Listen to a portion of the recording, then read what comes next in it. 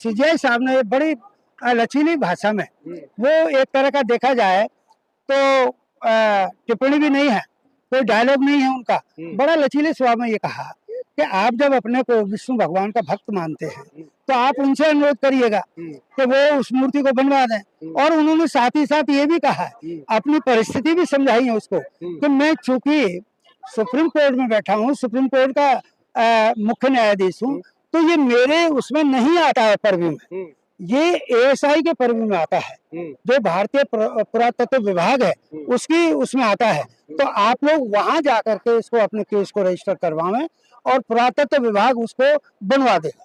तो इसमें कौन सी बात कह दी? अरे भाई वो उस पर बुरा माना तो उस पर तो बुरा नहीं माना कि एएसआई का रास्ता दिखा दिया। वो अज्ञान था, बेवकूफ था, नालायक था। वो इतनी बात नहीं समझा कर सीजेआई साहब ने एक रास्ता मुझे बता दिया कि मैं एएसआई जाऊं तो आसानी से काम हो जाए।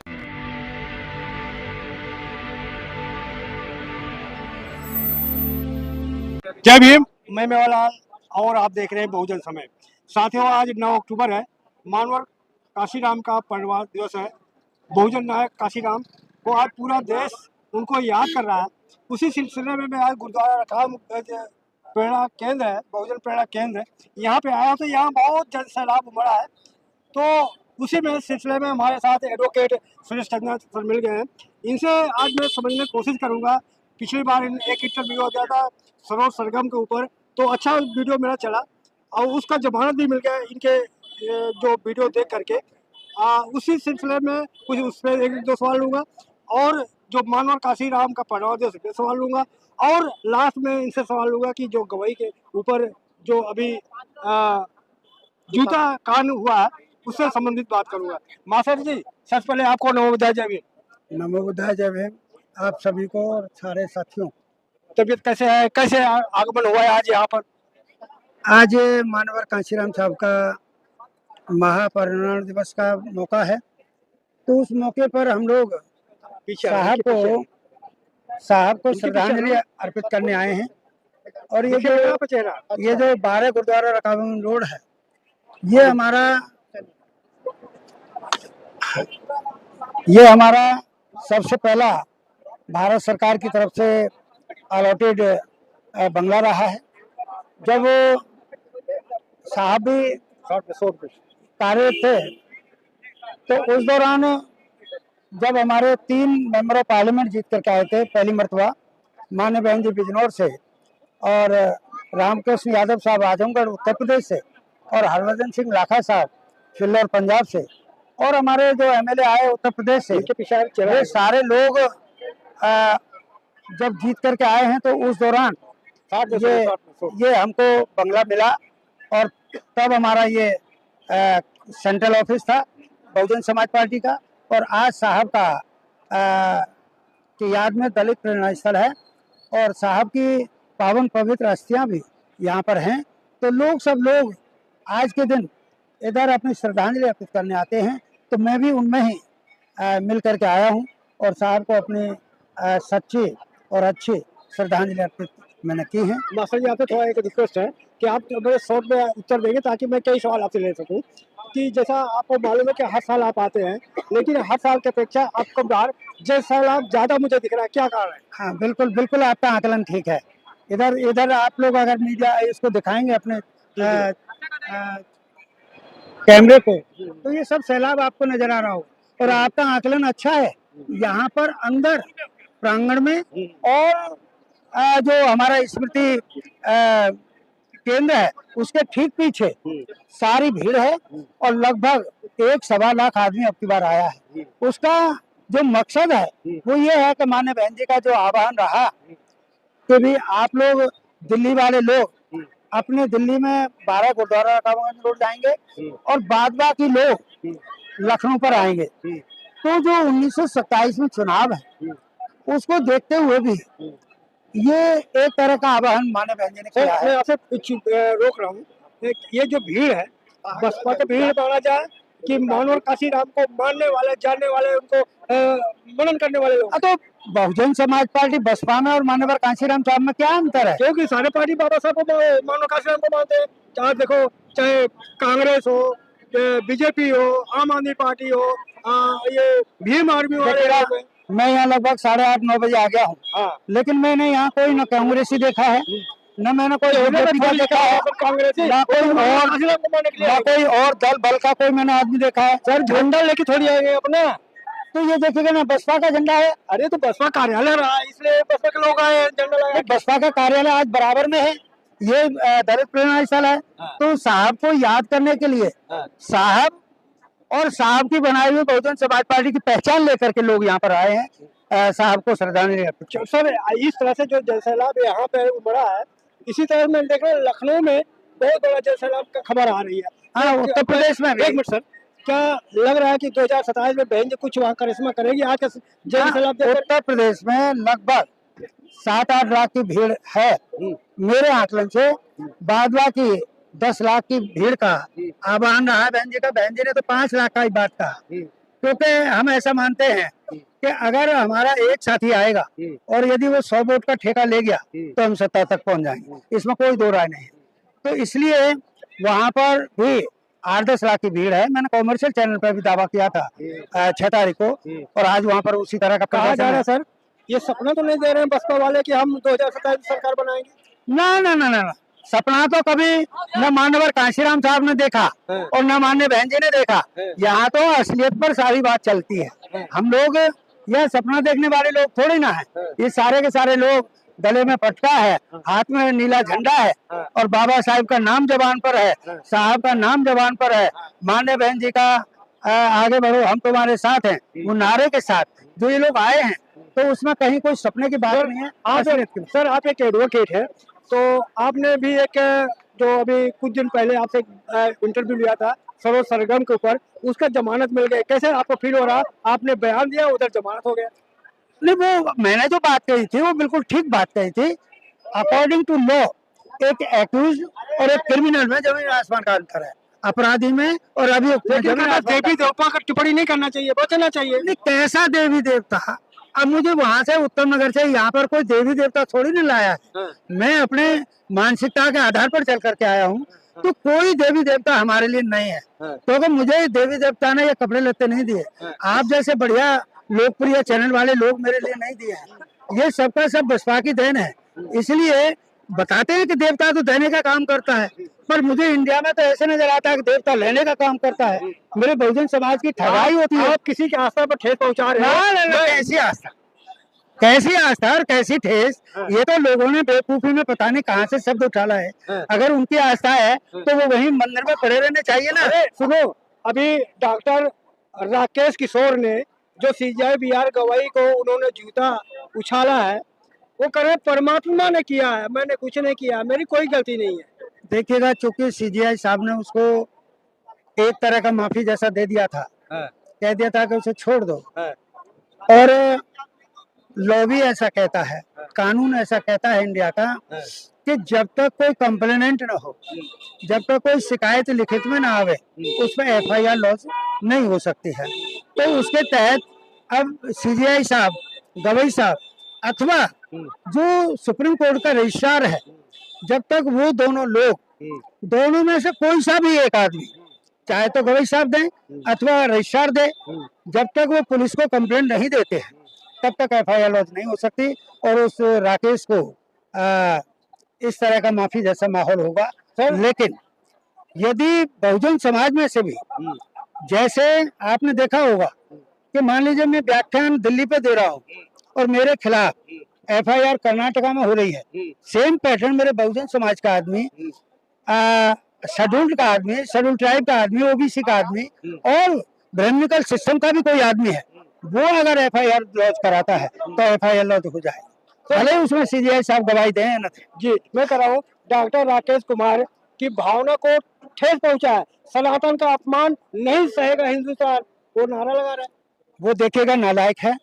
मैं तो जो हमारा बोर्ड होता है, बार काउंसिल है, बार काउंसिल ऑफ इंडिया, वो संज्ञान ले, और वो संज्ञान लेकर के उसकी मेंबरशिप रद्द की जा सकती है। कर दिया तो मेंबरशिप रद्द की जा सकती है, और कर दिया है तो वो अपने देवताओं के माध्यम से अब आता रहेगा कोर्ट में, सुप्रीम कोर्ट में कैसे आता है देख लेते हैं हम भी। मैं भी सुप्रीम कोर्ट का एडवोकेट हूँ, तो देख लेते हैं कैसे आता है उधर। तो यही तो उसका भी भावना है कि जब कागज वो याचिकाकर्ता केस लेके आया तो सीजीआई को उस केस को कैंसिल कर दिया, डिसमिस कर दिया, ठीक है, लेकिन टिप्पणी करने का क्या बनता है कि जाओ विष्णु से वहाँ आराधना करो, आपका मूर्ति बन जाएगी।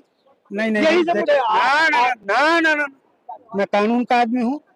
जितना मैं उसके उस प्रसंग को समझा हूँ, उसमें माननीय सीजीआई साहब ने कोई टिप्पणी ऐसी नहीं की जो संसदीय प्रणाली के खिलाफ हो। उस आदमी को ये कहना नहीं चाहिए था कि मैं विष्णु भगवान का भक्त हूँ और छतरपुर के मंदिर में खजुराहो पर वो मूर्ति खंडित है तो उसको आप बनवावें। तब सीजीआई साहब ने बड़ी लचीली भाषा में, वो एक तरह का देखा जाए तो टिप्पणी भी नहीं है, कोई डायलॉग नहीं है उनका, बड़ा लचीले स्वभाव में ये कहा कि आप जब अपने को विष्णु भगवान का भक्त मानते हैं तो आप उनसे अनुरोध करिएगा कि वो उस मूर्ति को बनवा दें। और उन्होंने साथ ही साथ ये भी कहा, अपनी परिस्थिति भी समझाई है उसको कि मैं चूंकि सुप्रीम कोर्ट में बैठा हूँ, सुप्रीम कोर्ट का मुख्य न्यायाधीश हूँ, तो ये मेरे उसमें नहीं आता है पर्व्यू में, ये एएसआई के पर्व्यू में आता है, जो भारतीय पुरातत्व विभाग है उसकी उसमें आता है। तो आप लोग वहां जाकर के इसको अपने केस को रजिस्टर करवाएं और पुरातत्व विभाग उसको बनवा दे। तो इसमें कौन सी बात कह दी? अरे भाई वो उस पर बुरा माना तो उस पर तो बुरा नहीं माना, तो एएसआई का रास्ता दिखा दिया। वो अज्ञान था, बेवकूफ था, नालायक था, वो इतनी बात नहीं समझा कर सीजीआई साहब ने एक रास्ता मुझे बता दिया कि मैं एएसआई जाऊं तो आसानी से काम हो जाए। तो क्या कहीं आपने देखा जब बाबरी मस्जिद के ऊपर वो निर्णय दिया तो भी किसी परमात्मा के आदेश लेकर टिप्पणी की, लेकिन किसी मुसलमान ने तो नहीं जाके जूता मारा किसी सीजीआई पर? हाँ देखिएगा, आपकी बात सही है, क्योंकि मेरा इस्लाम मत का आदमी आज इस देश में जान बचाओ अभियान में लगा है, उसके ऊपर भी बहुत सारे अत्याचार हो रहे हैं और उस दौरान भी ऐसे हुआ था। लेकिन मुझे मान्य बहन जी याद आ रही हैं कि जब 1990-91 के आसपास जब इसी मंदिर पर मुकदमे का फैसला आना था इलाहाबाद हाई कोर्ट का, तो मान्य बहन जी ने इस तरह की व्यवस्था कर दी थी कि एक भी दंगा पंगा नहीं हुआ। और जब ये इन्होंने धमकी दी थी कि हम वहाँ मथुरा के मंदिर पर, कृष्ण जन्म मंदिर पर हम ये करेंगे, प्रदर्शन करेंगे, तो मान्य बहन जी ने 3 स्तरीय 7 किलोमीटर, 5 किलोमीटर और 3 किलोमीटर पर इस तरह की पुलिस की व्यवस्था की थी कि 7वें किलोमीटर तक यदि ये प्रदर्शनकारी आते हैं तो इन्हें समझा दो कि कुछ नहीं रखा है, तुम घर जाओ। और जब नहीं मानता है, 5वें किलोमीटर तक पहुंच जाता है, तो थोड़ा हल्का हाथ से उसको धमका बुझा करके पीछे भेज दीजिए। और यदि इतने पे भी नहीं मानता, 3 किलोमीटर पर, 2 किलोमीटर पर आ जाता है, तो लाठीचार्ज से उसे ठीक ठाक कर दीजिए। जी, मैं ये कह रहा हूँ कि सीजीआई यहीं पर नहीं से टिप्पणी किया, उन्होंने मॉरिशस में जाकर कहा कि अब जो है बुलडोजर की सरकार, बुलडोजर से शासन नहीं चलेगा, अब संविधान से चलेगा। उसे भी आहत हुआ, वो जो चलाया था मैंने पहले कहा वो नालायक है। बुलडोजर से सरकार कौन सी चलती है? सरकार तो अनुशासन प्रशासन से चलती है। सरकार भारतीय लोकतंत्र के हिसाब से चलेगी, सरकार भारतीय संविधान के हिसाब से चलेगी, सरकार आईपीसी, सीआरपीसी, सीपीसी और जो एक्ट हैं उनके हिसाब से चलेगी। ये कौन लोग होते हैं कि किसी आदमी के मकान पर आप तोड़ दें, उसे बुलडोजर चला दें? ऐसा कौन सा नियम कहता है? अगर मान लीजिए वो ये कहते हैं, वो अपनी सफाई देते हैं, आप उस चीज को परख पाए हो न परख पाए हो, वो अपनी सफाई देते हैं तो इन्होंने नाजायज तरीके से कब्जा किया था, तो उस दौरान जो वहाँ पर अफसरान रहा वो कब्जा कैसे हो जाने दिया, पहले क्यों नहीं तोड़ा? इसलिए वो लोग शासन ठीक नहीं कह रहा है कि योगी सरकार कौन सा गलत कर रहा है, जो गलत कब्जा कर रहा है उसी तो बुलडोजर चला रहे हैं योगी सरकार। मैं योगी जी के खिलाफ अगर मैं बोलूं तो मेरे खिलाफ भी एफआईआर लॉन्च हो जाएगी। योगी जी के बाप का है क्या संविधान बनाया हुआ? योगी जी के बाप का है क्या आईपीसी सीआरपीसी बनाई हुई? अरे भाई, आप शासन प्रशासन के मालिक को चलाइएगा, लेकिन किसी का मकान तोड़ दो और तुम सफाई दो कि ये नाजायज बनाया था, जबरन कब्जा किया हुआ था जमीन का, तो उसे तोड़ो, पहले तोड़ो। उससे कोई अपराध हो गया उसके समय पर नहीं, उसे पहले तोड़ो तो हम भी जाने कि हाँ भाई तुम वाकई न्यायकारी हो कि उन्होंने कोई जमीन कब्जाई है और उस पर जो है नाजायज कब्जा किया है। सर वो भी करा है, एक विशेष जात की लोग जमीन पे कब्जा कर रखा है, इसलिए वो बरेली को उतार दे रहा है, वो नूपुर शर्मा को उतार दे रहा है। अच्छा, ये राम मंदिर बना तो उनके बाप की जमीन थी, वो अयोध्या वासियों की जमीन नहीं थी। क्या वहाँ गरीब लोग नहीं रहते थे पहले? मैंने उस दौरान देखा 1986 में, जब ये सितंबर 1986 में ये खुला था राम मंदिर का मामला, जो साहबानों के इसके बाद में मैं वहाँ गया हूँ पूरे परिवार के साथ। वहाँ 4 स्तरों में ये बटा हुआ था। पहले ये हनुमानगढ़ी पड़ेगा, फिर एक जहाँ पर ये लोग कीर्तन वगैरह और वो करते हैं समागम वगैरह, उसके बाद ये रसोई बना रखी है, सीता की रसोई। जब सीता की रसोई है तो वो राजा दशरथ का निवास होगा। जब राजा दशरथ का निवास है और उससे चल करके कोई 1-1.5 फरलांग दूर ये लफड़े वाली जगह थी, राम जन्म बनाम बाबरी मस्जिद, और इन दोनों चारों जगह में 2-2 फरलांग का अंतर था। तो जब सीता की रसोई राजा दशरथ का निवास वो है, तो कौशल्या जी इतनी दूर बच्चा देने क्यों आई थी, ये मेरी समझ में नहीं आता। लेकिन मैं माननीय कोर्ट का अवमानना नहीं करना चाहता और ना करूंगा, तो मैं कानून को जानता हूँ। इसलिए जो उसका फैसला हो गया, इस्लाम मत के लोगों ने मान लिया, तो फिर हम कौन लोग होते हैं? चलो ठीक है। डॉक्टर राकेश जो ये कृत्य किया है, वो कह रहा है कि मैं हिंसक नहीं हूँ, मैं बुद्ध को मानता हूँ। वो नालायक है, बुद्ध को मानता है। बुद्ध को मानने वाले के हाथ में चप्पल और जूता आ जाए, वो बहका रहा है, वो बचने का रास्ता बना रहा है अपना, इसके अलावा कुछ नहीं। अरे वो हमारे अपने काम में कोई पश्चाताप नहीं है, मुझे पछतावा नहीं है मुझे। नहीं, वो तो वो ठीक कह रहा है। उसने यही से तो प्रतीत हो रहा है, यही से तो स्पष्ट है कानून के लिए कि वो अपने किए हुए गलत काम पर कोई पछतावा नहीं कर रहा है। इसका मतलब हुआ विद प्लानिंग, जानबूझ करके ये उसने कृत्य किया है, और उसकी सजा मिलना स्वाभाविक है, मिलना चाहिए, क्योंकि हम लोग तो कानून के आदमी हैं। सर वो मानसिक रोगी नहीं, गोल्ड मेडलिस्ट है आदमी। मैंने कब कहा कि वो मानसिक रोगी है? कुछ नालायक लोग मिलकर के ग्रुप बना करके ऐसा कह रहे होंगे ताकि उसका बचाव हो जाए। लेकिन इस देश में अभी साइंटिफिक वे है, फॉरेंसिक लैब है, वहाँ पर जांच पड़ताल होगी, उसके दिमाग का पूरा नक्शा बना दिया जाए। सर इस कृत्य पे प्रधानमंत्री का जो ट्वीट है बहुत लेट आया है, कैसे देख रहे हैं आप? तो प्रधानमंत्री के तो वो समर्थक हैं वो लोग, वो भी आरएसएस का आदमी है, बीजेपी का आदमी है। मोदी साहब भी आरएसएस के प्रोडक्ट हैं और बीजेपी के इधर प्रधानमंत्री इस देश के, तो उनकी और उनकी तो तालमेल है ना। किया है ना, सारे निंदा कर रहे हैं, जो कर रहे हैं, लेकिन परंतु करके लगा रहे हैं। देखिएगा, मेरे से पहले आपको आवाज आ रही होगी, ये जनसमूह कह रहा है कि ये केवल मात्र बनावटी है। कभी कभी ऐसा होता है, जो कानून को तोड़ने वाले लोगों का जखीरा होता है ना, तो वो लोग भी ऐसा करते हैं कि एक आदमी को तैयार कर देते हैं, चल तू चल, चढ़ा दे गोली, चलो मास्टर जी, और फिर मैं माफी मांग लूंगा सरेआम। एडवोकेट साहब, आप मुझे लास्ट सवाल आप बताइए, जब सीजीआई इतने बड़े पद पे है, वो सुरक्षित नहीं, तो आम जनता कैसे होगा? अरे साहब, देश का सबसे बड़ा प्रदेश उत्तर प्रदेश है, और मैंने अभी चर्चा की कि उत्तर प्रदेश में शासन नहीं है, कुशासन है।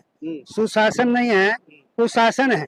वहाँ पर अगर कोई आदमी मोटरसाइकिल लेकर के जा रहा है, नई मोटरसाइकिल लेकर के, और उसने अपने साथियों को जय भीम बोल दिया, तो कौन सा अपराध कर दिया? तुम उसे जला करके मार दे रहे हो भाई। जहाँ एक मान सम्मान स्वाभिमान वाला आदमी आपको मिल गया, तो उसे तुम लोग ठोक पीट करके फिट कर देते हो, तो ये क्या है? ठीक है, धन्यवाद, आपने समय दिया। तो देख सकते किस तरह हमारी बातचीत रही। मैं एकदम यहाँ पर गेट के सामने से प्रेरणा केंद्र रखा बनों से मैं आपको ये बातचीत किया। कैसी रही बातचीत, प्रतिक्रिया जरूर बताएं, और आपसे निवेदन है कि आप कहाँ से देख रहे हैं वो भी टिप्पणी में लिखें। अगर नए हमारे यूट्यूबर देख रहे हैं तो आप हमारे चैनल को सब्सक्राइब करें, लाइक करें, कमेंट करें। साथियों, आज माननीय कांशीराम साहब का परिनिर्वाण दिवस है। मैं आप लोगों के साथ मिल करके, सभी के साथ मिल करके अपने तहे दिल से सच्ची श्रद्धांजलि अर्पित करने आया हूं, और आप लोगों के लिए मंगल कामना करता हूं कि आप लोग और खुशहाली के साथ जिंदगी व्यतीत करें। और 2027 में मान्यवर जी तो कहते हैं कि केवल मात्र उत्तर प्रदेश में चुनाव है, आपकी दिल्ली में भी चुनाव है, तो आप नगर निगम की तैयारी करें, पार्षद जिताएं, मेयर तक पहुंचाएं।